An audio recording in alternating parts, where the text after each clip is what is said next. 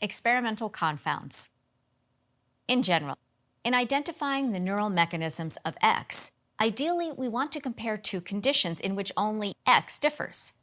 Let's say we want to look for the neural correlates of working memory. We can compare two task conditions. One involves high working memory load and one doesn't.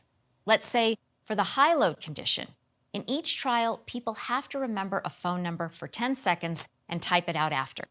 In the control condition, they are presented with nothing. There is nothing to remember or to respond to. When we compare the conditions, yes, working memory will differ.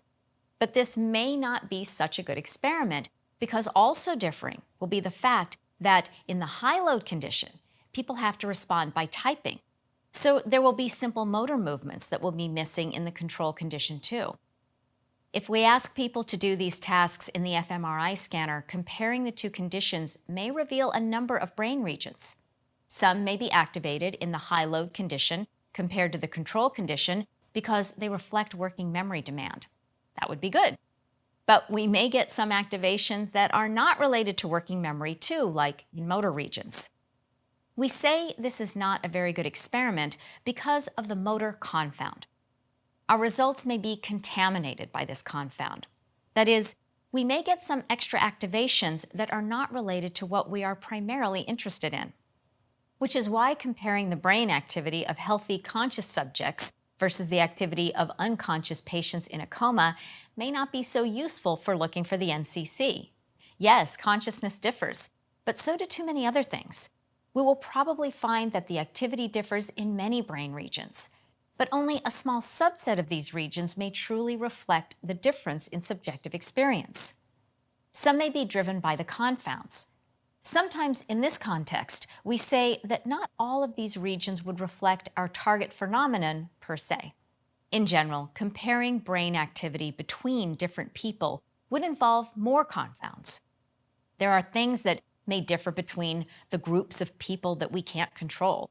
But even if we compare between task conditions within the same subjects, often the task conditions will differ in many ways.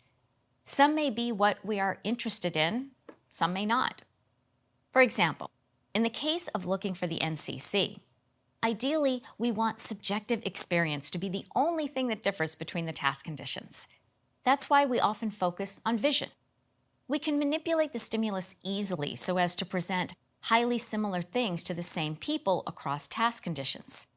This is to say, we try to eliminate a stimulus confound. Now, if you think about this, in the hypothetical working memory experiment we just talked about, there was a stimulus confound too. That is, in the control condition, we did not present subjects with anything.